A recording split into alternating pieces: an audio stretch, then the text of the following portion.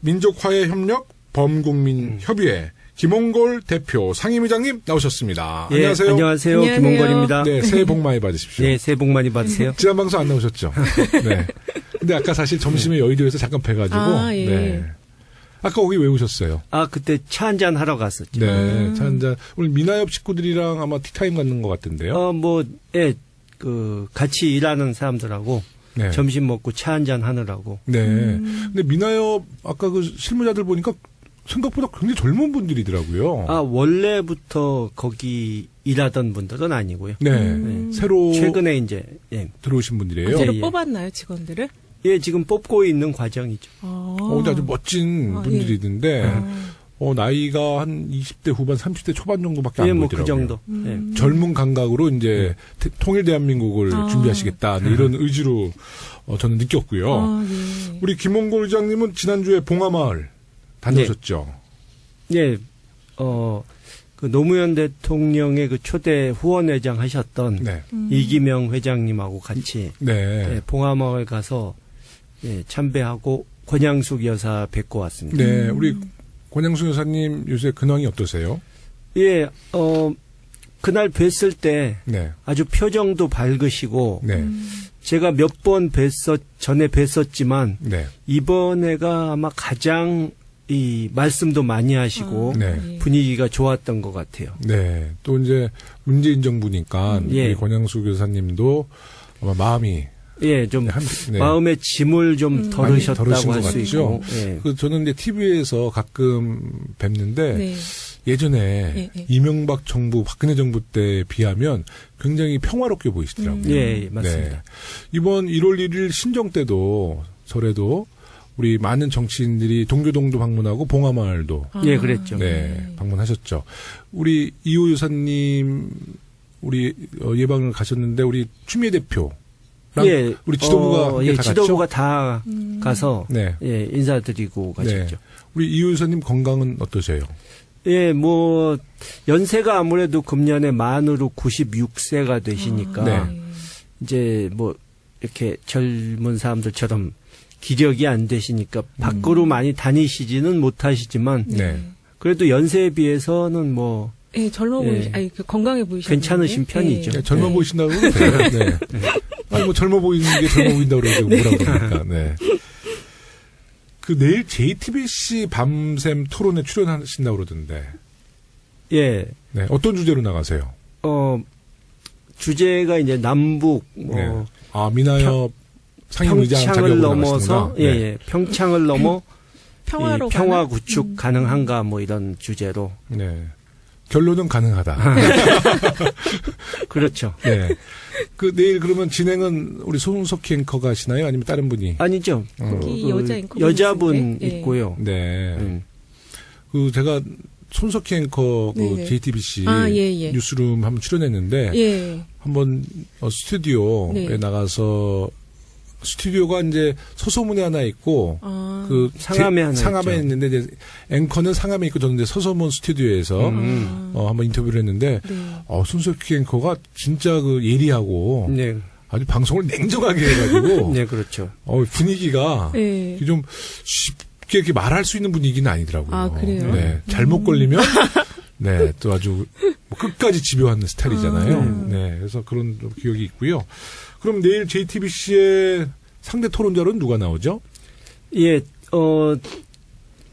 김현철 연세대 김현철 교수님은 이제 저하고 이제 같은 사이드가 되는 거고 이제 보수 쪽으로는 자유한국당의 그 청년 이 몫으로 최고위원 간 이재영 최고위원. 국회의원은 아니시죠? 국회의원 전에 비례대표로 했었고 지금 재작년에 낙선했죠.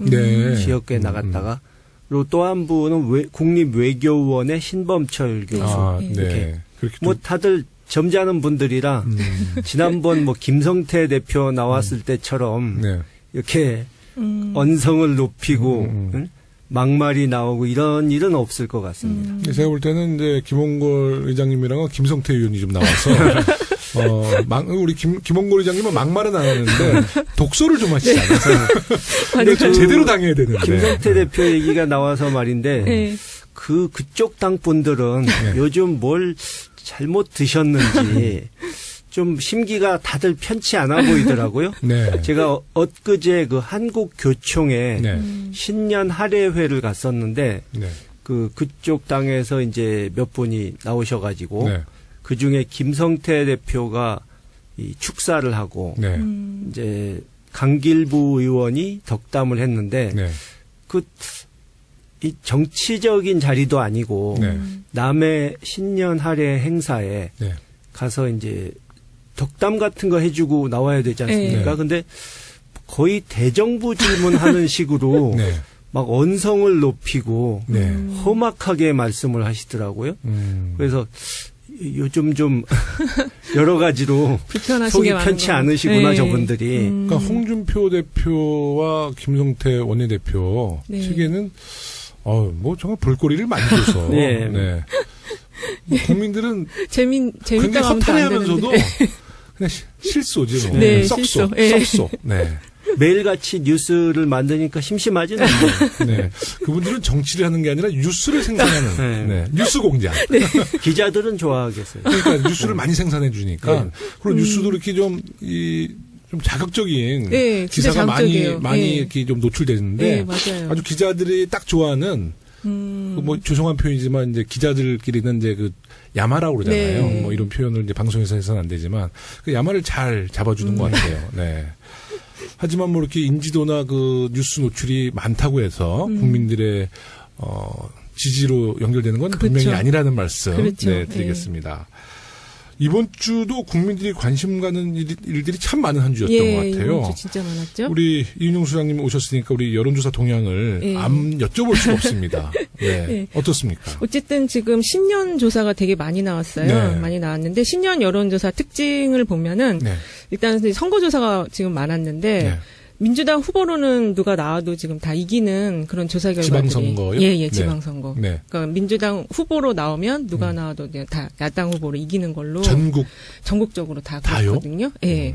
그래서 어쨌든 이게 이제 네. 현재의 여론조사 결과이기 때문에 네. 앞으로 이 흐름이 계속 갈지는 좀 더 지켜봐야 되겠는데 어쨌든 네. 현재는 그렇다. 네. 그리고 그 문재인 마케팅이 네. 좀 강세를 띌 것 같다. 네. 이런 흐름을 봤을 때는 네. 그다음에 이제 두 번째 특징은 부산이나 경남이나 이제 창원 같은 데서 네. 민주당 지지가 거의 50%를 계속 유지하는 흐름을 보이고 있어요. 네. 네. 그래서 원래 민주당은 이쪽 지역에서는 여당이지만 야당이었거든요. 지지가 이렇게 높지 않았는데 지금 민주당 강세 흐름을 보이고 있어서 이것도 하나의 특징으로 좀 볼 수가 있고요. 네. 그다음에 그 현직에 대한 평가가 조금 좀 유보적인 흐름이 좀 나온 게 그것도 약간 특징적이었어요. 그래서 네.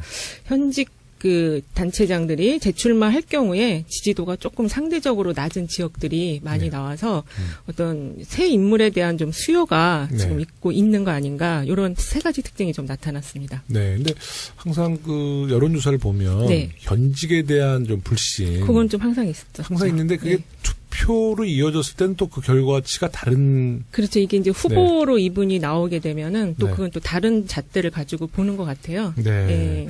좀 소개할 만한 뭐 몇 가지 재미있는 지역이 있나요? 그거는 제가 볼 때는 좀 창원 지역이 네. 조금 특이했었는데 여기가 그 예전 안상수 예.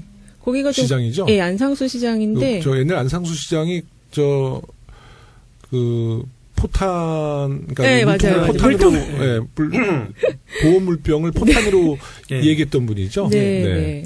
그분이 시장까지 됐어요? 지금 그쵸. 그렇죠. 네. 창원 시장이 되셨죠. 네. 그 영화 1987에 네. 네. 원래는 그분이 이 정계 입문하기 직전에 네. 그 박종철 사건에 대한 아. 책을 내면서 네. 예. 마치 자기가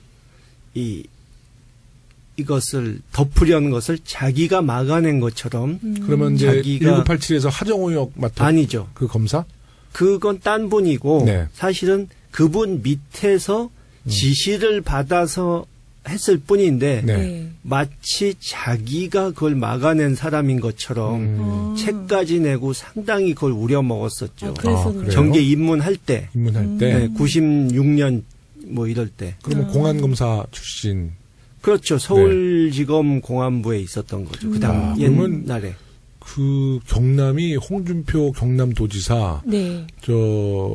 우리 시장도 안상수 시장도 검사, 경남이 뭐 검찰 출신들이 한때 꽉 잡았었군요. 홍준표 홍준표 대표도 비슷하죠. 네네. 뭐 자기가 모래시계 검사라고 실제로는 모래시계 나오는 검사는 여러 검사의 얘기를 종합해서 만든 캐릭터인데 마치 그게 전부 자기 얘기인 것처럼 그걸로 상당히 지난 대선 때도 계속 모래시계 검사를 본인이 스스로 많이 강조하시는데. 네. 근데 여기 지금 허성무 전 경남부지사 이분이 지금 후보로 나오고 계신데요. 네. 안상수 현 창원시장을 이기는 걸로 지금 조사 결과가 나왔어요. 아, 그래요? 네, 그래서 사실은 창원이 지금 마창진 다 합쳐가지고 100만 가까이 되는 굉장히 대도시거든요. 네. 근데 여기가 좀 주목을 안 받았는데 최근에 그 신년 여론조사에서 이분이 이제 민주당 허성무 후보가 이기는 걸로 나와서 좀 관심 좀 정확하게 허성무 후보. 네. 허성무 후보. 뭐 저 라디오 같은데 패널로도 많이 나오셨던 것 같아요. 저희 다음 주 방송에서 지방선거 여론조사 본격적으로 좀 잘 통계 한번 좀 잘 챙기셔가지고 본격적으로 다음 주에는 여론조사를 갖고 지방선거에 대한 이야기 좀 한번 나눠보겠습니다. 예, 알겠습니다. 자, 그럼 이제 정치연안에 대해서 이야기 시작해보겠습니다. 네. 어제 대통령의 첫 신년 기자회견이 있었습니다. 네. 취임 후 두 번째 공식 기자회견이었는데요. 일단 총평 부탁드릴게요. 우리 김몽골 의장님. 예, 저는 근데 솔직히 예전에 이제 오바마 대통령이 자유로운 분위기에서 막 이런저런 질문 다 받으면서 기자회견 하는 걸 보면서 상당히 이 이명박 박근혜 정권하고 비교가 돼서 부러웠었는데 이제 우리도 좀 그렇게 될 수 있나 했는데 이 기자들 질문 수준이 한 절반 이상은 좀 수준 이하여 가지고 아직 이 새로운 시대에 적응하려면 멀었구나. 그러니까 일단 질문이 수준 높고 날카로운 게 나와야 답변도 거기에 맞춰서 수준이 높아지는 건데. 그렇죠. 뭐 너무 뭐 똑같은 질문을 딴 사람이 한 걸 또 한다든가 뭐 이 일반 진짜 어린애들도 할 수 있는 그런 질문을 해댄 걸 보면 뭐하러 손을 들었나 하는 생각도 들고요. 어저께는 기자회견보다는 좀 간담회. 간담회 약간 분위기였어요. 네. 근데 분위기는 오바마 때보다는 훨씬 더 자유롭고 유쾌했던 분위기였죠. 기자분들도 굉장히 많이 웃던데요. 우리 쪽은 그래도 서서히 진보해 나가는데 반대로 미국 쪽은 서서히 퇴보를 해가지고 트럼프 대통령은 질문하려는 기자한테 기자는 빨리 나 질문하게 해달라고 그러고 트럼프 대통령 넌 안 돼? 뭐 가짜 뉴스나 만드는 놈이 어쩌고 막 이런 식으로 CNN 기자들한테 그랬죠. 네네. 좀 추한 모습이 나오고 그랬죠. 그래도 예전에 박근혜 정부 때 그 기자회견도 거의 없었지만 그때는 거의 뭐 통제하는 분위기니까. 그러니까 정말 한심했죠. 특히 아주 최악은 지난 작년 1월에 갑작스레 기자 간담회라고 불렀을 때 아니 뭐 이미 국회에서 탄핵 통과됐고 뭐 정말 쫓겨나기 얼마 안 남은 그런 사람인데 뭐가 무섭다고 기자들이 그 자리에서 제대로 질문한 사람이 하나도 없었잖아요. 그리고 박근혜 대통령이 그 당시에 혼자 이야기하고 혼자 웃고 막 그랬잖아요. 그렇죠. 좀 이상했어요. 말도 안 되는 엉뚱한 소리나 엉뚱한 소리가 혼자 웃었는데 저도 그걸 보면서 많이 웃었어요. 제 기억에는. 그게 웃기더라고요. 박근혜 대통령이 저를 한번 웃겼어요. 그때. 뭐 어떻게 보셨어요? 저도 의장님하고 비슷한데요. 어쨌든 그 질문을 잘하는 게 실력이고 능력인데 조금 거기에는 기대는 좀 못 미친 것 같고 그 이제 기자들한테 질문이라는 게 결국 비판적 시각이잖아요. 근데 그게 좀 안 되다 보니까 어제 이제 그 기자회견에 대한 그 여러 가지 평 중에 대통령이 민생에 대해서 말을 안 했다라고 그런 얘기가 나왔는데 그게 대통령이 말씀을 안 하신 게 아니고 질문이 안 나왔어요. 그런 분야 쪽이. 그래서 이렇게 좋은 자리를 이렇게 좀 더 빛나게 만들지 못하는 게 조금 아쉬웠었어요. 네. 그렇죠. 뭐 가계 부채라든가 뭐 일자리라든가 네. 그런 문제에 대해서 좀 날카로운 질문이 그쵸. 나올 만도 했는데 네. 별게 없었죠. 또 이제 그 대통령께서도 이렇게 현장에서 바로 이제 질문이 나온다는 느낌이 저희도 보면서 느꼈던 게 거듭 다시 물어보시더라고요, 기자들한테. 뭐라고 물었는지 다시 한번 정리해달라는 식으로. 그래서 이거는 진짜 각본이 없는 거구나 그렇게 느꼈었거든요. 근데 경제나 이런 부분에서 좀 질문이 날카로운 게 안 나왔고. 근데 어제 대통령께서 하신 말씀 중에 이제 많이 등장했던 단어는 국민하고 일자리였다고는 하더라고요. 국민이라는 단어는 한 64회 정도 쓰셨고, 그다음에 일자리는 한 14번 정도 쓰셨다고 하는데, 이 부분에 대해서는 좀 정부의 방향에 대한 걸 저희가 조금 국민들이 속 시원하게 듣지는 못한 것 같아요. 네. 뭐 어떻게 기자들의 질문에서는 이제 속 시원하게 못 들었지만, 뭐 청와대나 우리 더불어민주당에서 계속 국민들께 하나하나 잘 브리핑해 나가고 또 지금 좀 잘하고 있어요. 그래서 아마 국민들께서는 우리 문재인 정부의 또 많은 그 국정 운영이나 또 정부 정책에 대해서 이제 좀 더 많이 우리가 정보도 제공하고 우리 좀 진정성을 2018년도에는 많이 담아서 전달해 드릴 생각입니다. 어저께 문재인 대통령 기자회견장에 이제 웃음 소리도 많이 나오고 근데 대통령께서 어떻게 굉장히 모습이 평화롭게 보이더라고요. 그러시더라고요. 원래 이제 기자회견 특히 그냥 뭐 아무 준비 안 된 그 기자들에게 어떤 뭐 기자회견 내용을 미리 기자들이 뭐 대통령에게 주진 않았잖아요. 근데도 굉장히 준비를 많이 하셨는지 표정이 굉장히 부드럽고 아주 평화롭게 보였어요. 긴장하는 모습이 전혀 안 보이던데요. 네. 그만큼 준비가 돼 있었던 것 같아요. 그 준비를 많이 하셨는데 준비한 걸 펼칠 기회를 못 드린 것 같아요. 네. 어저께 기자들과의 그 질의응답은 외신에서도 많은 호평을 하고 있어요. 네, 그렇죠. 네. 아마 이제 외국 기자들이 보는 한국 정서 약간 보수적이다. 또 좀 표현하는데 좀 낯설어한다. 뭐 이런 분위기인데 아까도 언급했다시피 미국 백악관 기자회견보다도 훨씬 더 개방적이었잖아요. 맞아요. 아마 미국 사람들이나 아마 서방 언론에서도 깜짝 놀랐을 것 같아요. 저는 그 외신 기자들이 한국말로 먼저 이렇게 인사를 하고 하는 게 조금 특이하게 보였고 되게 좋았거든요. 그렇게 외신 기자들은 그런 정도 준비를 해오는데 그 우리 기자들이 조금 그 몇 가지 좀 문제되는 질문들이 좀 있었잖아요. 그런 건 조금 아쉽더라고요. 특히 어저께 가장 이제 눈길을 끌었던 것은 기자들이 질문하기 전에 손을 들고 대통령께서 직접 지목하는 건데 좀 눈에 띄우기 위해서 막 그 종이에다가 막 자기 지목해달라고 적으신 분도 있고 인형을 들고 나오신 분도 있고 또 화사한 옷을 입어서 이제 또 선택된 분도 있고요. 그런 모습이 국민들에게 비춰질 때는 굉장히 신선했어요. 신선하고 아주 권위적인 모습 전혀 안 보이고 문재인 정부답다 이런 이야기를 들었을 텐데 또 자유한국당은 이것도 논평하라 그러면 쇼 참 잘한다 또 이렇게 얘기했을 거야 거기는. 할 말이 없으니까 왜 쇼래. 어저께 그 기자회견 내용 중에서 가장 기억에 남는 뭐 질문이나 혹시 기자가 있으신가요? 저는 그 워싱턴 포스트 그 여자 그 안나 피필드 국장이 그 트럼프 대통령이 계속 자기 이제 이번에 그 남북 고위급 회담 성사된 건 트럼프 대통령이 나의 공이 있었다라고 얘기를 계속 했다는데 대통령께서는 그 공이 어느 정도 있다고 생각하시냐 이렇게 물어봤거든요. 그랬더니 문 대통령이 매우 공이 많았다 이렇게 말씀하셔서 그게 좀 웃었는데 그게 좀 그게 되게 인상적이었어요. 그게 왜 웃었을까? 그러니까 이제 그 워싱턴 포스트 기자는 미국 기자인데 약간 트럼프 대통령을 조금 이렇게 그 뭐랄까 비판하는 듯한 어제의 질문이었는데 그거에 대해서 트럼프 대통령을 문 대통령이 더 높이 이렇게 올려주셨거든요. 그러니까 그게 되게 좋은 모습이면서도 위트 있으면서도 대응을 참 잘하신 그런 느낌이었어요. 제가 보기엔 대통령이나 우리 쪽 사람들의 생각은 뭐 북을 대화 테이블로 끌어낸 공을 누가 가지면 어떠냐.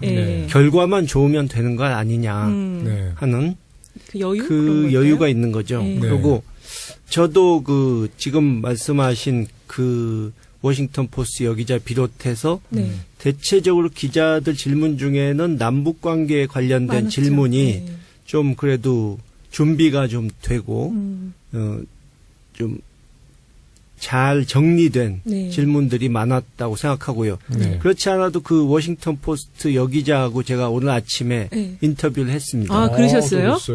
뭐 영어로요?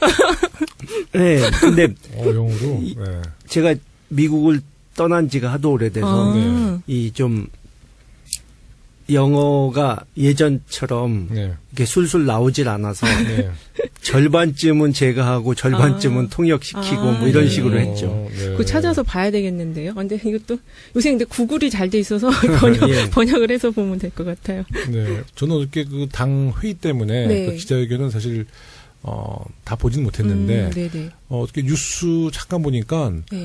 대통령께서 지목, 이제 이렇게 많은 분들이 이제 손을 들고 지목하다 보면, 그, 정확히 지목이 안 돼서 다른 분이 이제 이야기를 하잖아요.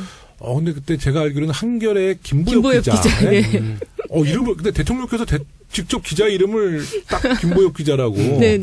그래서, 야, 대통령이 기자분들도 다 이름을 다 기억하시는구나. 놀랬어요. 네. 근데 김보엽 기자가 어저께.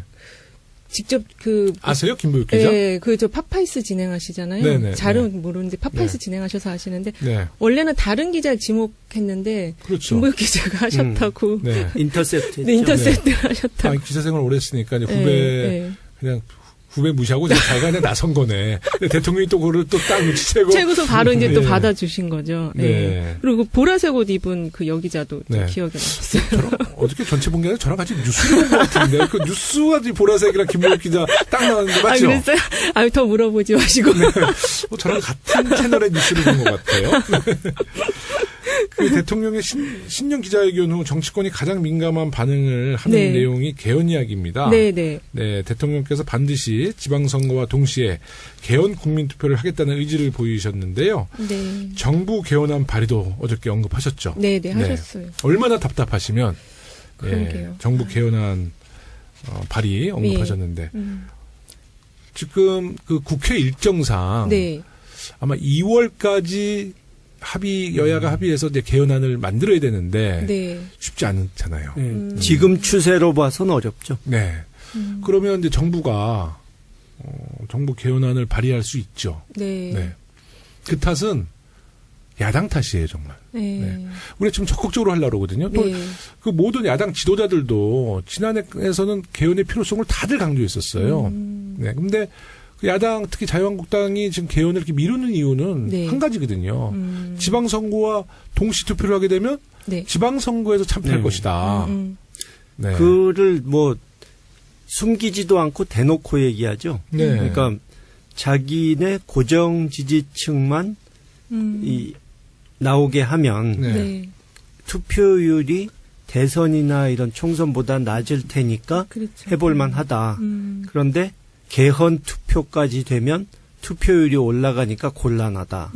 뭐 이런 얘기를 뭐 숨기지도 않고 막 하고 있죠. 근데 지금 자유한국당이 보면 모든 선거에 지금 목숨을 걸고 있거든요. 그러니까 지난해 2018년도 우리 예산도 어르신들 노인연금도 저희가 합의를 했어요. 그래서 뭐 올해 4월이나 5월쯤에 예산을 지원하려고 그랬는데 투입하려고 그랬는데 지방선거와 그게 가까우면 영향이 있다고 그래서 그럼 우리가 지방선거 끝나고 7월 달에 우리 노인연금 지원하겠다. 그럼 7월 달에도 지방선거에 직접적인 연관이 있다고 해서 9월 달에 지원하기로 했거든요.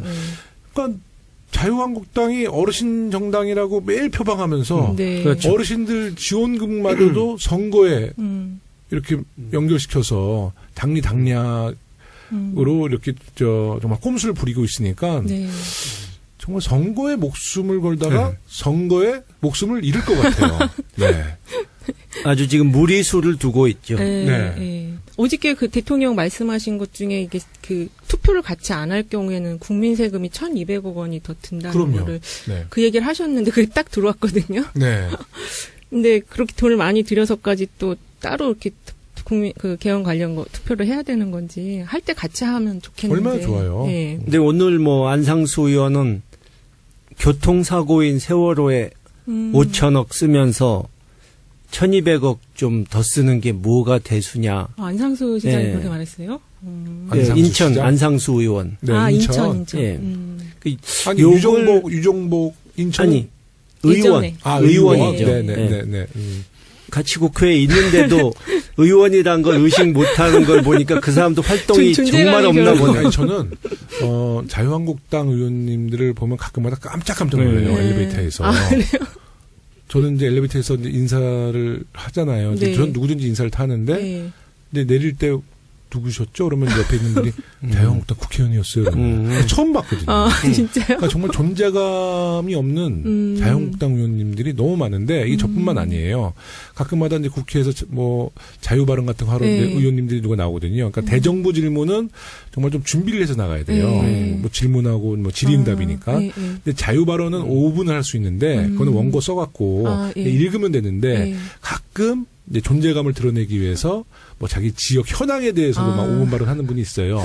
그 2층에 방청석을 보면 자기 지역구분들 다 모셔놓고 거기서 정말 낯뜨겁게 또 지역구 얘기하고 막 그러는 의원들이 있는데 옆에 동료 우리 더불어민주당 의원님들이 저를 툭툭 치면서 저분이 국회의원이셨어요? 좀 처음 봤어요. 뭐 이런 분들이 꽤 돼요. 자유한국당. 근데 지금 많이 좀 지났는데 시간이 한 3년, 2년 넘었잖아요. 아니 아직 2년 안 됐어요. 1년 반 딱 됐는데 그만큼 이제 존재감 없는 그 의원님들이 있죠. 네.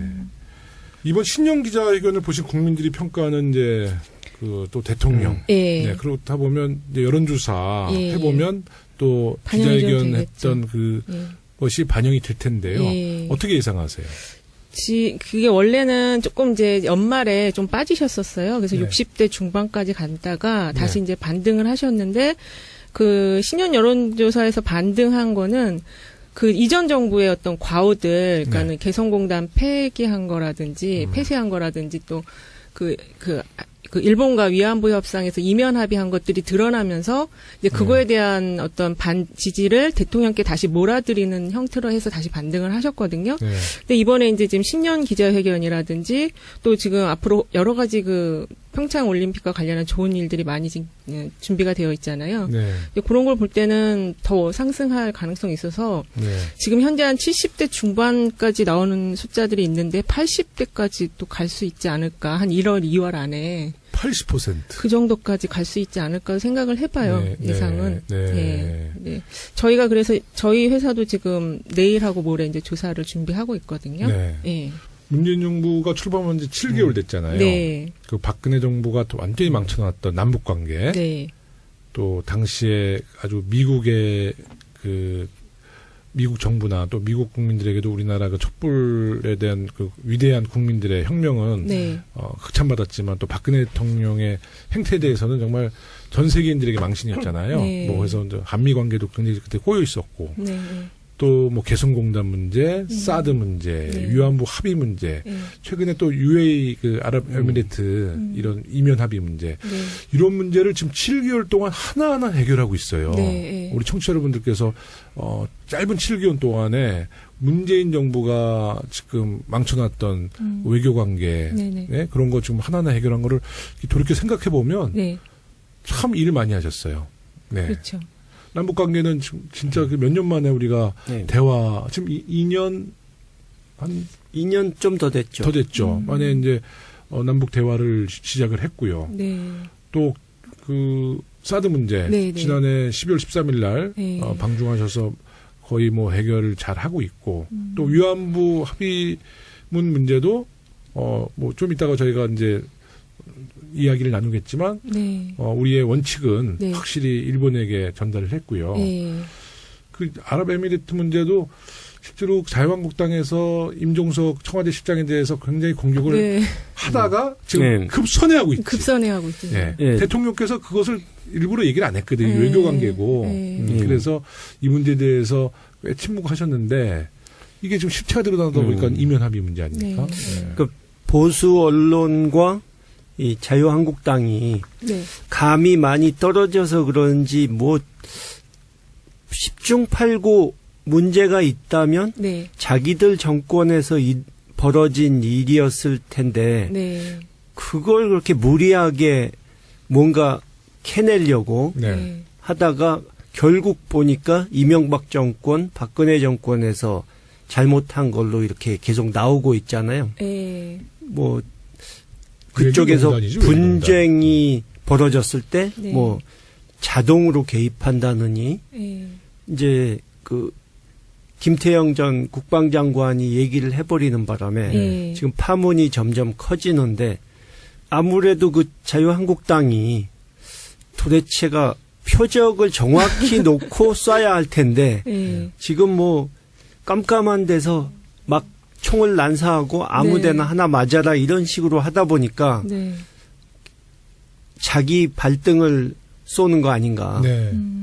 그래서 UA 문제는 문재인 정부에서 정치 쟁점화 하지는 않겠다는 거예요. 네. 그거는 이제 외교적인 문제고 우리 국익을 봐서라도 이 문제는 그렇죠. 확인해주지 않겠다. 사실 좀 이명박 정권에서 저지른 짓은 만천하에 다 밝혀지면 또 국제적인 망신이죠. 네. 예, 그럼 다음 주제로 이어가 보겠습니다. 지난 9일에 남북 고위급 회담이 정말 무사히 마무리가 되었습니다. 그날 하루 종일 긴장된 마음으로 회담 결과를 기다리셨을 것 같은데요. 그때 어떤 마음으로 남북 고위급 회담을 지켜보셨어요? 뭐 저는 사실 그 회담보다 신년사 때 상당히 마음을 졸였죠. 그러니까 신년사 한 3분의 2 부분까지도 남북 관계에 대한 말이 안 나와서 아 이거 뭔가 나올 걸로 기대했는데 왜 안 나오지 뭐 이렇게 했었는데 이제 신년사에서 상당히 긍정적인 얘기가 나오는 것을 보고 9일 회담은 뭐 잘 될 거라고 예측을 했었죠. 근데 그게 그 신년사 그냥 바로 이렇게 나오진 않았을 것 같고요. 우리 정부가 그동안 계속 뭔가 물밑작업을 많이 한 건 아닌가요? 그래서 그 반응으로 나온 거 아닌가요? 물론 평창 지난번에 평창 가시면서 미국과 완전히 합의가 다 끝난 게 아님에도 이 평창 올림픽 때 군사훈련 연기할 수 있다. 그 얘기를 하신 것이 효과가 있었다고 보고, 뭐, 근본적으로는 북한 측에서 이제 그동안에 핵과 경제 건설을 동시에 해내겠다 했는데, 핵은 완성 단계에 왔다고 얘기를 해버렸으니까, 금년에는 특히 자기네 그 공화국 수립 70주년까지 되니까 이 뭔가 주민들에게 선물을 줘야 되거든요. 또 잔치를 할 수 있게 해줘야 되고 그렇기 때문에 한마디로 우리 남쪽에 당신들의 잔치에 회방 놓지 않을 테니까 우리 잔치도 잘 할 수 있게 협조해달라. 이런 식으로 이 제스처를 보낸 것이 아닌가. 특히 긍정적인 부분은 그 김정은 위원장 한 말 중에 북과 남이 이 긴장 완화를 위해서 노력하자 같이. 민족끼리. 그러니까 무슨 소리냐면 그동안에 이 긴장이 고조되고 문제가 있었던 것이 그것을 전부 이 남쪽과 미국에만 책임을 전가하지 않고 우리도 이제 풀기 위해 같이 노력하겠다 이런 식으로 말을 한 것이 상당히 이 긍정적인 신호로 볼 수 있다는 거죠. 그 북한이 뭐 핵실험 또 ICBM 그 미사일 발사했을 때도 문재인 대통령이 굉장히 감정 억제를 하면서 계속 우리를 자극함에도 불구하고 뭐 대화한다 또 평화의 메시지를 아주 일관적으로 보낸 것도 아주 가장 크게 작용한 것 같아요. 그러니까 북한은 이제 문재인 정부는 믿어보겠다 이제 이거니까는요. 그런데 이번 회담 막판에 그 비핵화 발언을 두고 조평통에 리성건 대표가 격앙된 모습을 보였다고 보도가 되고 있어요. 전체적인 북측의 대화 태도 어떻게 보십니까?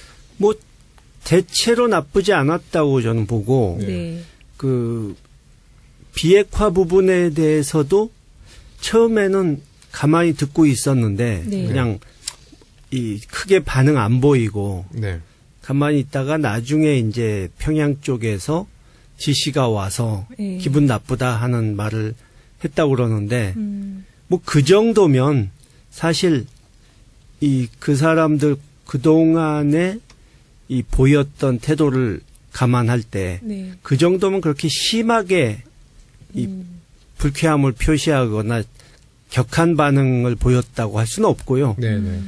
이 핵 문제는 뭐 우리가 다 아는 얘기지만 아직 이제 겨우 평창 올림픽 참가 협의하는데 뭐 핵 문제를 논의할 단계가 전혀 아니라고 그 사람들이 생각했기 때문에 그런 것이고 앞으로도 갈 길이 먼 거죠. 근데 이제 그 공동 보도문을 보면 민화협의 역할도 굉장히 기대가 돼요. 그 남북 공동 보도문을 보면 각 분야별로 대화를 이어가자 이런 내용이 있는데 그 각 분야별의 이제 민간 부분은 이제 민화협의 부분이잖아요.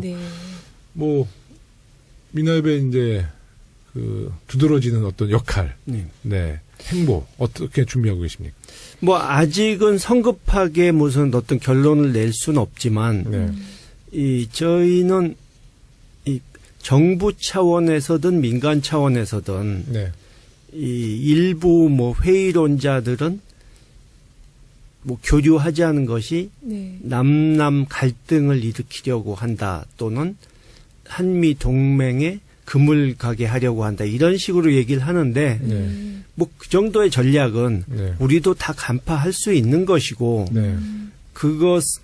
그쪽에서 어떤 식으로 나오든 우리가 그 상황을 컨트롤할 수 있으면 되는 것이지 뭐 저쪽에서 안 좋은 의도를 갖고 접근할 수 있으니 아예 상대도 하지 말아야 된다. 이것은 결국 대화와 협상에 의한 평화적인 해결을 하지 말자는 소리나 마찬가지고요. 좀 패배주의적인 생각이죠. 그래서 적극적으로 민간 교류도 펼쳐가지고 금년에는 좀 구체적인 성과를 보이려고 생각하고 있습니다. 그래서 예를 들어 뭐 올림픽 때 이 평화연대회의 일종의 그런 것을 열면서 북측의 이 대표단을 참여시킬 수 있고 또 과거에 그 제주에서 제주 평화포럼이라고 이 국제회의를 해왔었는데 노무현 대통령 때까지는 이 대통령도 직접 참석하고 그런 형태의 아주 성대한 회의였는데 이명박 정권 때부터 조금 좀 위축돼 있었거든요. 거기에도 북측 대표를 참여시킬 수 있지 않을까. 뭐 그 외에도 지금 다 밝히기는 어렵지만 남북한 동포들이 다 양쪽이 다 이의를 제기 안 할 만한 인도주의적인 그런 이벤트를 좀 해서 이 긴장 완화에 도움을 줄 수 있도록 계획하고 있습니다. 이번 평창 올림픽 그 자체도 많은 관심이 있지만 이 평창 올림픽에 선수뿐만 아니라 과연 북한의 고위급 대표단이 누가 참석하느냐, 또 미국의 그 주요 인사가 누가 올 것이냐. 트럼프 대통령은 사실 좀 참석하기가 쉽진 않을 것 같은데 뭐 이방카가 올 수 있다, 뭐 이런 이야기가 나오고 또 혹자들은 김정은이가 직접 진짜요? 가능성 있을까요? 깜짝 방문을 할 것이다라는 얘기도 있어요. 있는데 이제 김정은의 여동생이나 최룡해 이야기가 사실 이제 다수의 의견인데 어떻게 전망하십니까? 김정은 위원장 스타일이 좀 배짱 있게 깜짝 방문할 수 있을까요? 그건 좀 가능성이 희박할 것 같고요. 최룡해 씨까지는 가능할 것 같은데 여동생인 김여정 부부장도 올 가능성이 높진 않다고 봅니다. 그러니까 그 본인이 뭐 오고 싶은 생각은 가질 수 있는데 네. 이 어떻게 보면 김정은 위원장의 분신이라고 할 수 있기 때문에 네. 만에 하나라도 여기 왔을 때 어떤 경호 문제? 작은 뭐 경호야 뭐 기본적으로 되겠지만 어떤 작은 문제라도 발생을 하면 네. 그 소위 백두혈통의 위신이 깎인다. 이런 부분이 있기 신중함. 때문에 쉽게 뭐 움직이기가 어렵겠죠. 그래서 뭐 제 이야기가 아니라 어떤 매체에서 이야기는 네. 김여정과 이방카의 네. 뭐 그거를 많이 좀 관심. 네, 뭐 이런 이야기도 나오고, 아니 어떤 매체는 정말 그 김정은의 깜짝 방문 이야기도 나왔는데 네. 어찌 됐든 이런 좀 평화적인 네. 이런 메시지가 이번 평창 동계올림픽이 앞으로 세계인의 축제가 될 것이고 네. 성공한 올림픽이 될 수 있는 아주 주요한 요인이 될 거라고 다들 전망하고 있어요. 네. 뭐 시진핑 주석 방문 얘기도 조금씩 나오고 있더라고요. 네. 아, 그땐 좀 안 될 것처럼 얘기했는데 지금 가능성은 있는 것 같아요. 네. 그 이번 올림픽이 하여튼 그 북한의 이제 참여로 네. 분위기는 완전히 전환이 돼서 그렇죠. 세계인의 축제로 분명히 이제 잘 치러질 거라고 많은 국민들이 기대하고 있습니다. 지금 일거수일투족이 네. 다 관심이에요. 어떻게 올 거냐, 뭐. 네, 이런 대화 분위기 계속되면 네, 김홍걸 의장님 이제 조만간 북한을 방문하셔서 네. 지난 방송 말씀드렸지만 저도 꼭 같이 갈 수 있도록 네. 배려 또 네. 배려해 주시기 바라겠습니다. 네. 정당 소식 이야기 좀 할게요. 네. 뭐 김홍걸 의장님 그러면 그래도 야당 전문가, 네. 특히 국민의당 국민의당 전문가. 예, 예. 네. 국민의당에서 고민했을 때 우리 김홍걸 의장님은 전화하지는 않죠. 네. 네. 국민의당 전문가. 상담 좀 해주세요, 의장님. 네, 우리 국민의당 이야기를 가끔 하잖아요. 네. 네, 김홍걸 의장님 오면 꼭 국민의당 얘기를 저도 물어봐요. 예, 예. 그 바른정당의 추가 탈당으로 해서 국민의당 내부 상황이 더 요동치는 것 같아요. 네. 네. 그 바른정당 추가 탈당 가능성은 네. 지난번에 제가 여기 나왔을 때도 네. 잠깐 얘기를 했었잖아요. 네. 근데 결국 뭐 생각보다 더 빨리 네. 네. 돼버리네. 네. 그래서 서당캐 무릎팍 도사 김홍걸. 네. 그래서 뭐 제가 보기에는 이래가지고는 네. 통합의 시너지 효과라고는 전혀 기대하기 어려운 상황 아닌가. 네.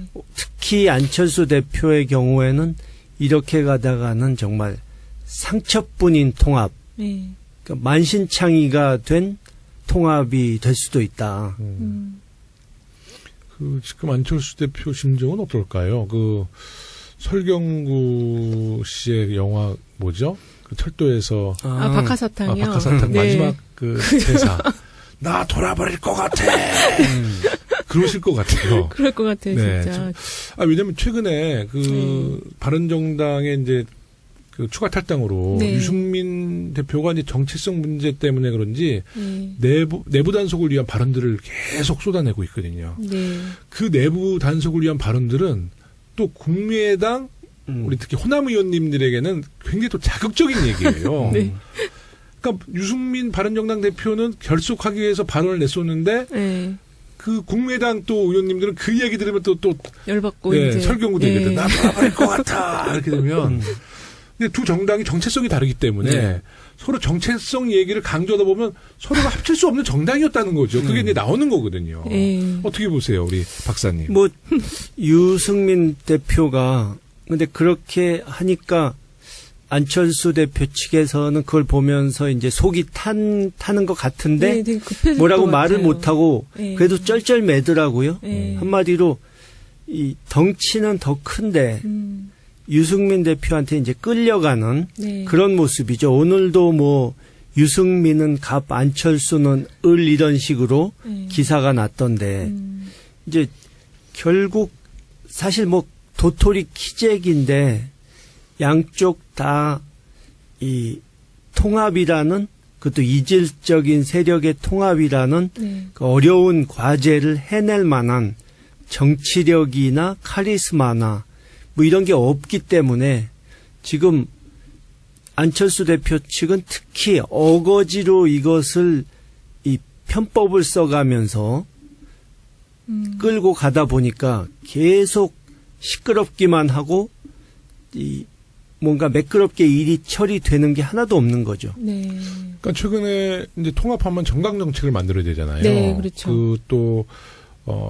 통일관도 완전히 달라요. 네. 그러니까 거의 유승민 대표, 안철수 대표가 정체성이 다르기 때문에 뭐 정강 정책이 결국은 묻지마 정강 정책처럼 돼서 뭐 이런 거죠. 예를 들어서 북한은 주적이다. 하지만 햇볕 정책은 계승하겠다. 뭐 이런 모순적인 정강 정책을 만들 수밖에 없는 입장인데 바른정당이 더 보수화됐기 때문에 많은 것을 요구할 거라고요. 근데 이제 안철수 대표가 그걸 다 수용하게 되면 자기 정체성은 뭐 자유한국당으로 되는 거니까 어떻게 전망하세요? 끌려갈 것 같아요. 안철수 대표 좀 고집 좀 있잖아요. 근데 고집은 있는데 안철수 대표의 고집이란 것은 어떤 정치적인 신념이나 뭐 철학이나 이게 있어가지고 절대 이건 양보 못할 원칙이다 이런 게 없기 때문에 그냥 당을 자기가 장악하고 자기 마음대로 굴리다가 대선 후보가 돼서 나갈 수만 있으면 된다 하는 식의 무원칙적으로 지금까지 정치 생활을 해왔으니까 그런 부분이 오히려 문제가 될 거라고는 생각 안 하고요. 이제 문제가 되는 것은 바른정당 쪽 의원들이 과연 안철수 대표의 말을 고분고분 들어줄 것이냐. 그러니까 국민의당도 지금 자기 마음대로 자기 식대로만 운영하겠다고 하다가 지금 당이 두 쪽이 나게 생겼는데 과연 안철수 대표를 존중하는 마음이 전혀 없고 체질적으로 다른 바른정당 의원들하고 이 충돌 없이 그 당을 꾸려 나갈 수 있겠느냐 좀 회의적이죠. 네. 지난번에 의장님이 그 통합정당 지지율 좀 예측 한번 해주셨잖아요.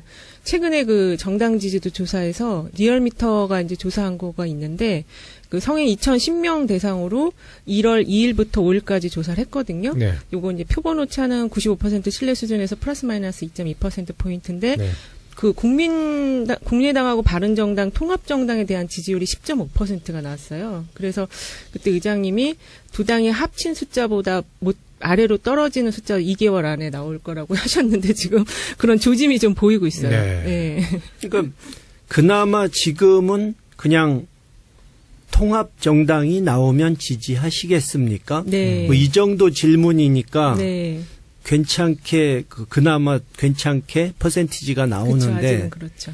이제 당의 이름이 정해지고 누가 어느 의원이 거기에 갈 것인지 정해지고 또 국민의당에서 이탈하는 의원들과 한바탕 또 소란이 벌어지고 이러고 난 다음에 조사를 하면 아마 더 내려가지 않을까. 그러니까 국민의당이 그 통합 전당 투표를 12월 30일 날 마감하고 2018년도 새해를 통합의 이슈로 시작하고 싶었지. 네, 그랬죠. 되게 지지부진해지고 막 이렇게 좀 내용이 쌓이면서 만약에 통합이 뭐 1월 말이나 2월에 시작한다 해도 그때부터는 평창 동계올림픽 시즌이에요. 그렇죠. 그럼 전혀 통합 컨벤션 효과를 볼 수가 없어요. 그렇죠. 또 북한에서 또 뭐 고위급 오고 응원단 오고 이러면 관심권 밖으로 나가는 거죠. 그러면 뭐 통합 정당이 탄생하더라도 실패할 가능성이 높고 이제 설 전에 통합 가능할까요? 어거지로 하면 불가능한 건 아니죠. 지금 어거지로 하는 거잖아요. 그럼 가능하다는 얘기네. 이제 아주 아까 얘기한 대로 상처뿐인 통합이 될 것이고 지금 말씀드린 대로 올림픽 때 관심을 못 얻고 또 3월 달 되면은 다 거기서 거기인 사실 별로 경쟁력 없는 정치인들끼리 또 이 공천받겠다고 싸움이 날 것이고 이 이질적인 세력이 합쳤으니까 누가 그걸 스무스하게 부드럽게 교통정리도 못 해줄 것이고 그렇게 되면은 지지율이 상승할 요인은 전혀 보이지가 않는 거죠. 우리 그 위안부 합의에 대한 우리 문재인 정부가 이제 바로 잡았잖아요. 우리 김홍걸 의장님 어떻게 보셨어요? 뭐 전에도 제가 누차 얘기했지만 네. 그러니까 위안부 합의라든가 이번에 불거진 뭐 UA 그 군사 지원 네. 밀약이라든가 네. 그러니까 이런 것들이 사실은 이 뭐 박근혜 정권에서 국정원 특활비 가지고 네. 기치료 받고 뭐 이런 지저분한 것보다 오히려 더 큰 죄다. 네. 그러니까 이거는 사법적으로 처벌을 받지는 않겠지만 실제로는 나라에 훨씬 큰 해악을 끼쳤다 네. 하는 거죠. 네. 네. 그러니까 돈 몇 푼, 나라 돈 몇 푼 갖다 쓴 거는 네. 처벌하고 또 추징하고 이게 가능하지만 네. 외교를 파탄내면 이건 돌이킬 수가 없거든요. 네. 이 상대가 다른 나라이기 때문에 네. 돌이키기가 불가능하거나 시간이 많이 걸리죠. 근데 이제 요즘 일본 쪽의 분위기를 보면은 박근혜 정권에서 그냥 선물을 덥석 줘버렸기 때문에 네. 그들로서는 아주 여유만만이죠, 한마디로. 네. 그러니까 한동안 한국을 상대 안 해도 괜찮다. 네. 뭐 어차피 그들이 재협상에 응하지 않으면 네. 우리도 어떻게 할 방법이 없거든요. 네. 그러니까 저쪽에서는 일단 외면하겠다. 네. 보나마나 한국 측과 접촉하면 이 얘기를 꺼낼 테니까 우리는 아쉬울 게 없다. 다 받았다. 네. 이미 끝난 일이다. 네. 뭐 양보를 못하겠다. 이렇게 나오고 있어요. 네. 그래서 아마 한동안은 이 양국의 국민 감정도 좀 상한 상태고 해가지고 이게 한동안 해결이 안 되고 냉각기를 좀 가져야 되지 않을까. 네. 또 어려운 점은 지금 그때 제가 일본 갔을 때 느낀 거지만 네. 일본의 정계가 너무 우경화해버리는 바람에 네. 옛날에는 이런 부분에 있어서 정말 양심적으로 이래선 안 된다 하고 나서는 정치인들이 조금 계셨는데 네. 이제는 뭐 그런 말을 해가지고는 당선이 될 수가 없기 때문에 정치 환경도 정말 아주 안 분위기를 누군가 분위기를 잡아줄 사람도 없는 거죠. 네. 근데 저는 그 일본 위안부 그 합의 문제를 문재인 정부에서 잘 정리해 나가는 모습을 보고 네. 참 지혜롭다. 네. 예. 그러니까 지난해에 우리 외교부가 네. 이제 그 일본 위안부 합의에 대한 이면 합의 네, 문제도 네, 네. 거론을 하면서 네. 잘못된 합의다. 네, 이렇게 네. 바로 잡았고 네. 이제 새해 들어서 지난 9일에 네. 구속 조치를 발표했잖아요. 네, 네. 핵심적인 내용은 재협상은 요구하지 않겠다. 그러니까 재협상을 요구하지 않겠다. 하지만 합의 내용도 이행하지 않겠다. 너무 멋있어요. 네. 네. 일단 뭐 그렇게밖에는 할 수가 없죠. 네. 그러니까 우리 입장으로서는 원칙은 지키겠다는 거고 네. 우리는 그러니까 뭐 동의할 수 없다. 과거 정권이지만 어쨌든 우리나라 정부니까 네.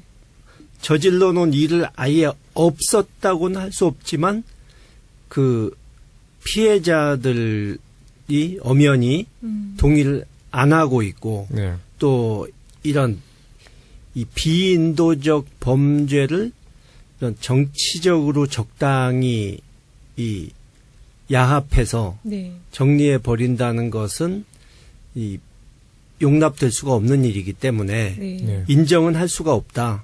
네, 당장 일본을 억지로 끌어다가 재협상 테이블에 앉히진 못하겠지만 인정은 못하겠다 하는 점은 분명히 한 거죠. 그러니까 재협상은 요구하지 않겠지만 합의 내용을 이행하지 않겠다는 것은 굉장히 유연한 태도예요. 그런 예. 건가요? 그러니까 이거는 너희들이 합의하자라면 우리는 합의할 의사는 있다. 네. 하지만 우리는 1mm도 움직이지 않겠다. 네.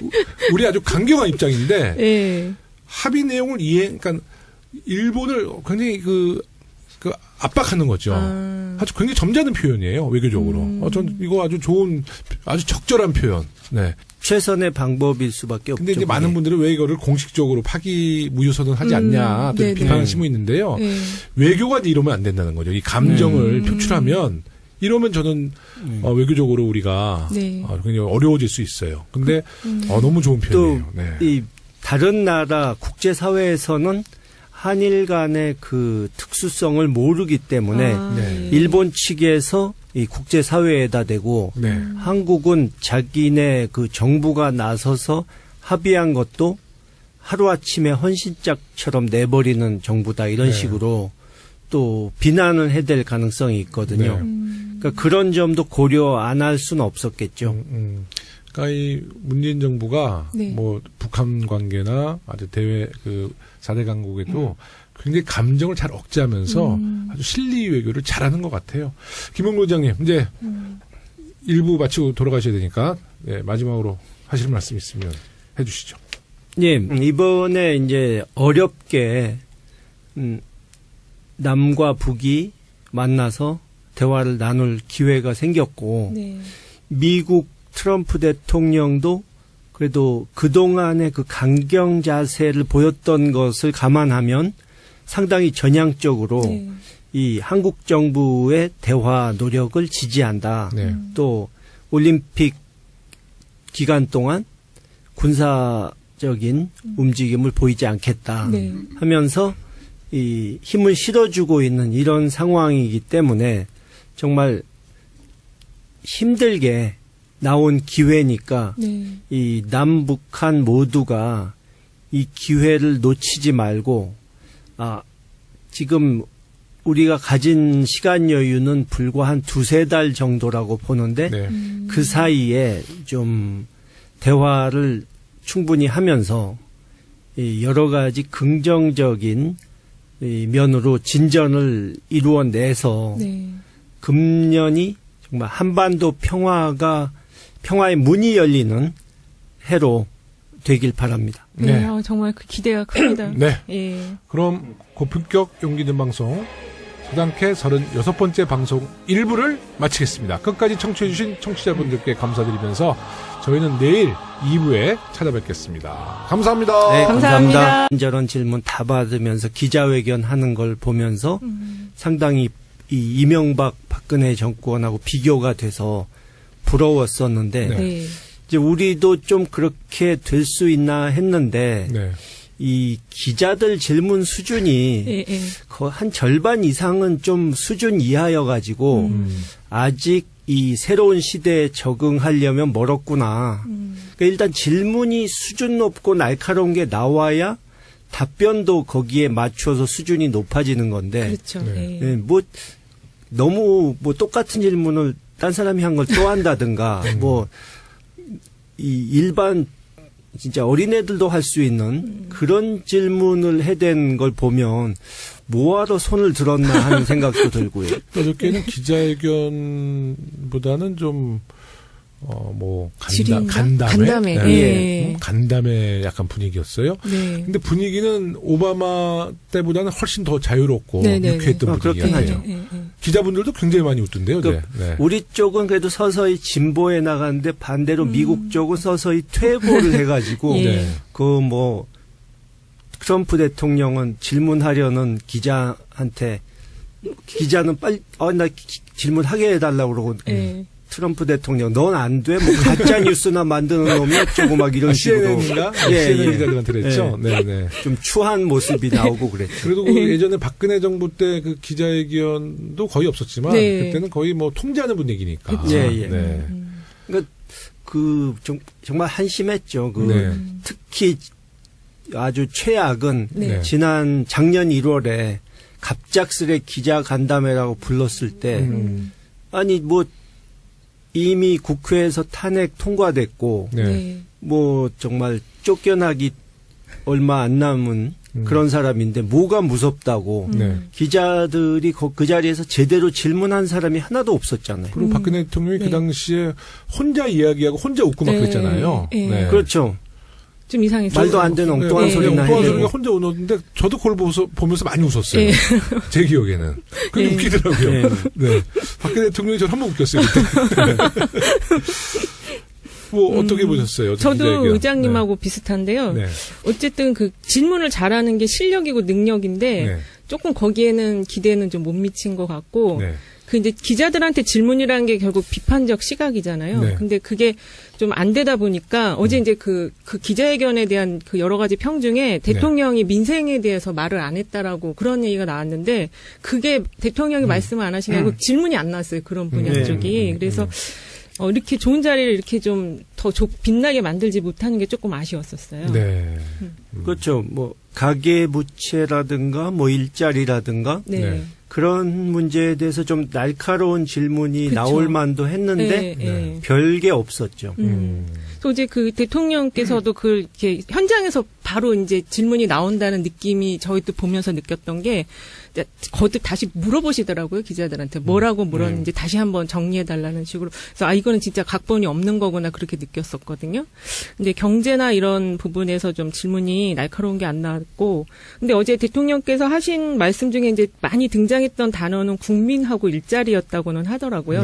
국민이라는 단어는 한 64회 정도 쓰셨고, 그다음에 일자리는 한 14번 정도 쓰셨다고 하는데, 요 부분에 대해서는 좀 정부의 방향에 대한 걸 저희가 조금 국민들이 속 시원하게 듣지는 못한 것 같아요. 네.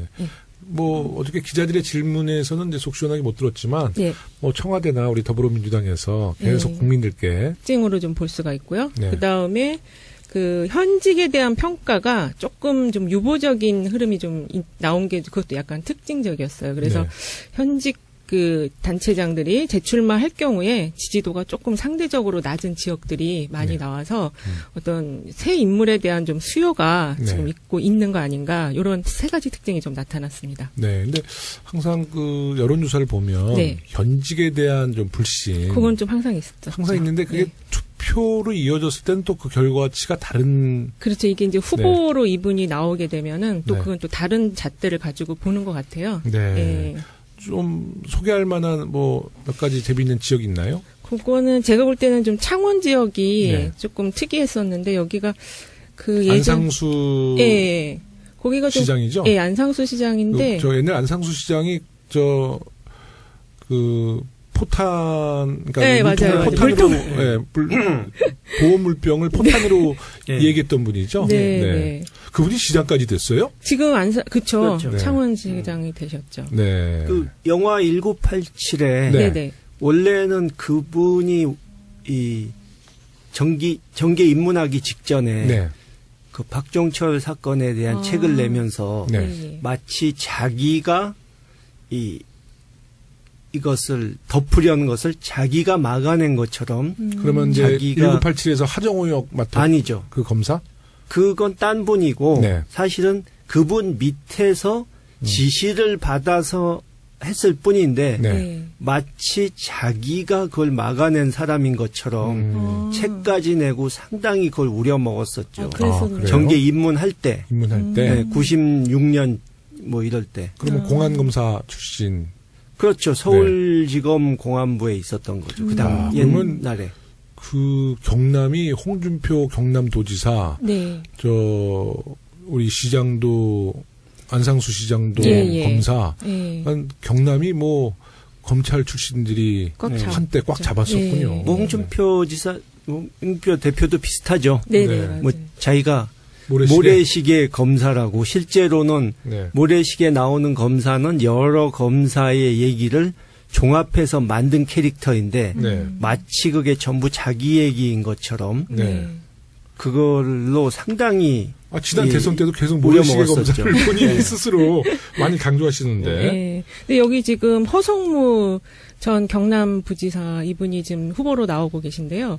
안상수 현 창원시장을 이기는 걸로 지금 조사 결과가 나왔어요. 아, 그래요? 네, 그래서 사실은 창원이 지금 마창진 다 합쳐가지고 100만 가까이 되는 굉장히 대도시거든요. 근데 여기가 좀 주목을 안 받았는데 최근에 그 신년 여론조사에서 이분이 이제 민주당 허성무 후보가 이기는 걸로 나와서 좀 관심 좀 정확하게 허성무 후보.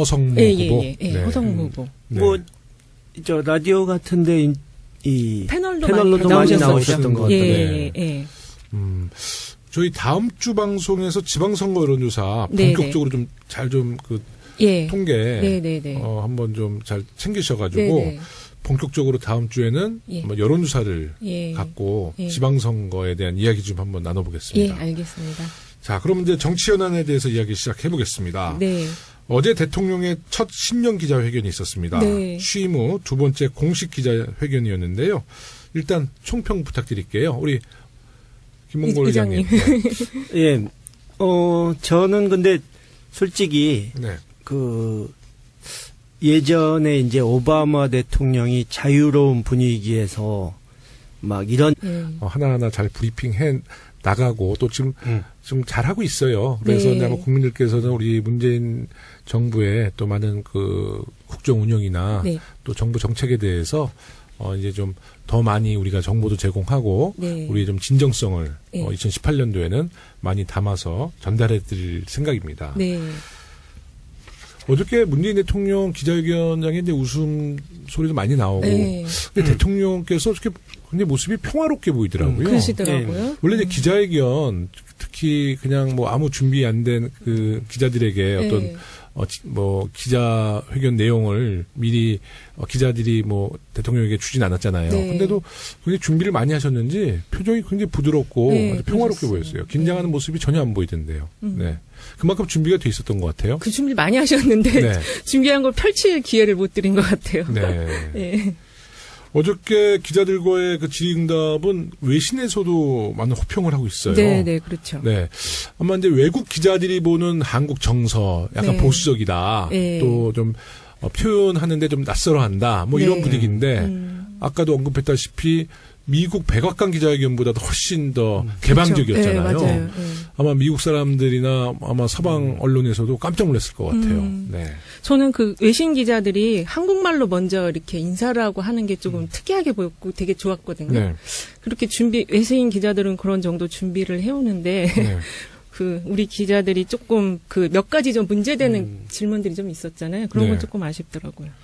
특히 어저께 가장 이제 눈길을 끌었던 것은 기자들이 질문하기 전에 손을 들고 네. 대통령께서 직접 지목하는 건데 네. 좀 눈에 띄우기 위해서 막 그 인형도 종이에다가 막 네. 자기 지목해달라고 적으신 분도 있고 인형을 들고 나오신 인형들. 분도 있고 네, 네. 또 화사한 옷을 입어서 네. 이제 또 선택된 분도 있고요. 네. 그런 모습이 국민들에게 비춰질 때는 굉장히 신선했어요. 네, 신선하고 네. 아주 권위적인 모습 전혀 안 보이고 네.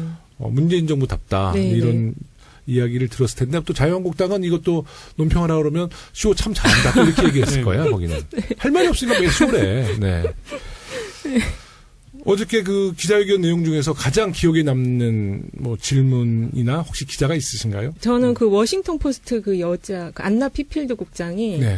그 트럼프 대통령이 계속 자기 이제 이번에 그 남북 고위급 회담 성사된 건 트럼프 대통령이 나의 공이 있었다라고 얘기를 계속 했다는데 대통령께서는 그 공이 어느 정도 있다고 생각하시냐 이렇게 물어봤거든요. 네. 그랬더니 문 대통령이 매우 공이 많았다 이렇게 말씀하셔서 그게 좀 웃었는데 그게 좀 그게 되게 인상적이었어요.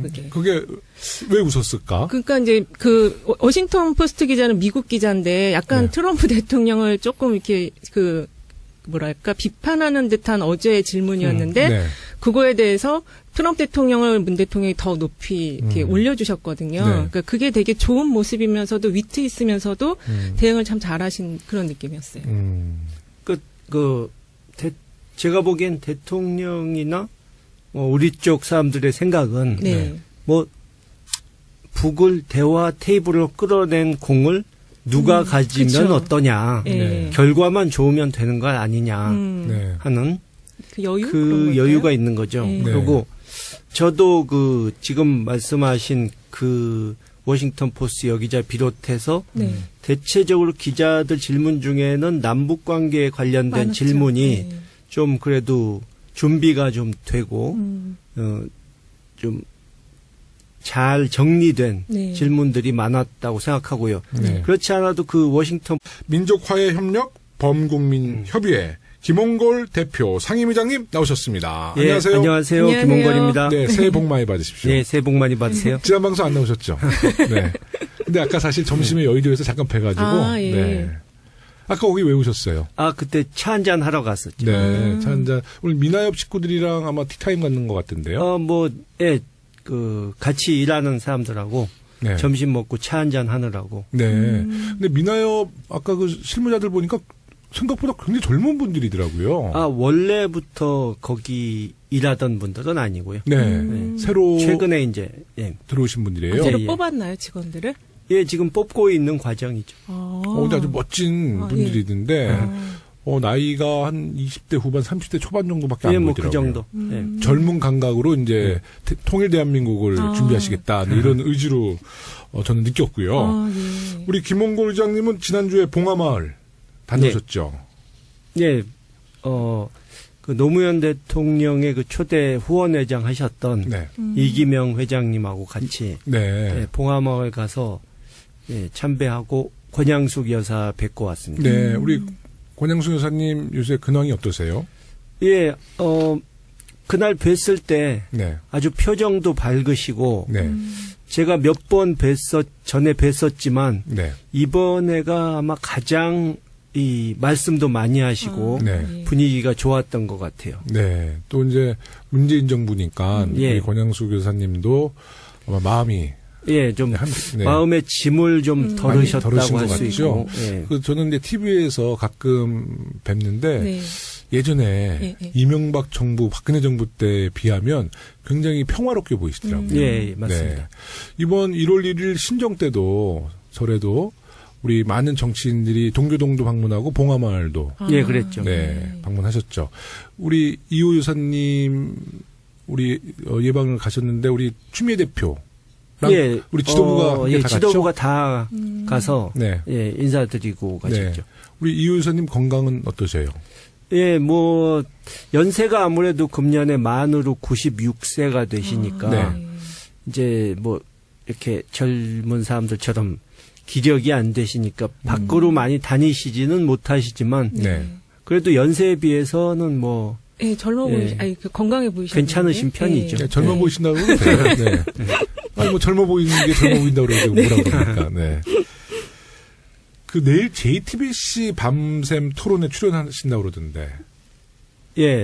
어떤 주제로 나가세요? 주제가 이제 남북 민하협 평창을 넘어서 평창을 넘어 평화 구축 가능한가 뭐 이런 주제로. 결론은 가능하다. 그렇죠. 그 내일 그러면 진행은 우리 손석희 앵커가 하시나요? 아니면 다른 분이? 아니죠. 여자 앵커 여자분 있고요. 그 제가 손석희 앵커 그 JTBC 뉴스룸 한번 출연했는데 한번 스튜디오에 나가서 스튜디오가 이제 서소문에 하나 있고 그 상암에 있는데 이제 앵커는 상암에 있고 저는 이제 서소문 스튜디오에서 한번 인터뷰를 했는데 손석희 앵커가 진짜 그 예리하고 아주 방송을 냉정하게 해가지고 그렇죠.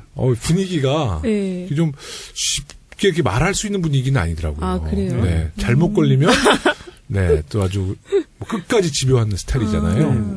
그래서 그런 기억이 있고요. 그럼 내일 JTBC의 상대 토론자로는 누가 나오죠? 이제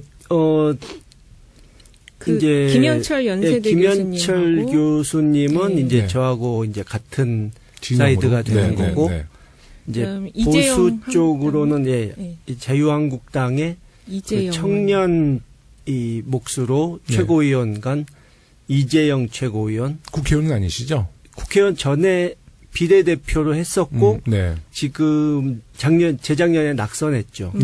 지역구에 나갔다가 그리고 또 한 분은 국립외교원의 신범철 교수. 이렇게 뭐 다들 점잖은 분들이라 지난번 뭐 김성태 대표 나왔을 때처럼 이렇게 언성을 높이고 막말이 나오고 이런 일은 없을 것 같습니다. 제가 볼 때는 이제 김홍걸 의장님이랑은 김성태 의원이 좀 나와서 우리 김홍걸 의장님은 막말은 안 하는데 독서를 좀 하시잖아요.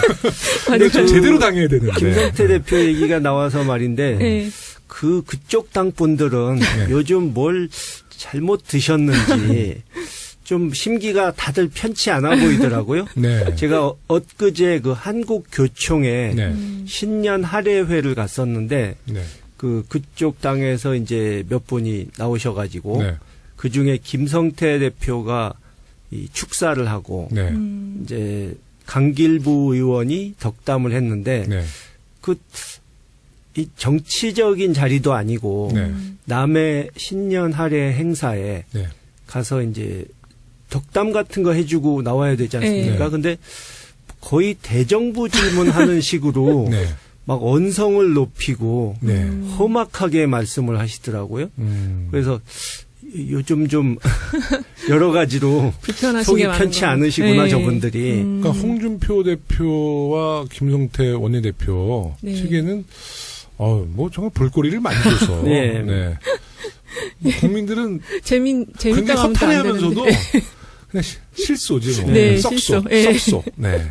매일같이 뉴스를 만드니까 심심하지는 않아요. 네. 그분들은 정치를 하는 게 아니라 뉴스를 생산하는 네. 뉴스 공장. 네. 기자들은 좋아하겠어요. 그러니까 뉴스를 많이 생산해 주니까 네. 그리고 뉴스도 이렇게 좀 자극적인 네, 기사가 많이 네. 이렇게 좀 노출되는데 네, 맞아요. 아주 기자들이 딱 좋아하는 뭐 죄송한 표현이지만 이제 기자들끼리는 이제 그 야마라고 그러잖아요. 네. 뭐 이런 표현을 이제 방송에서 해서는 안 되지만 그 야마를 잘 잡아주는 것 같아요. 네.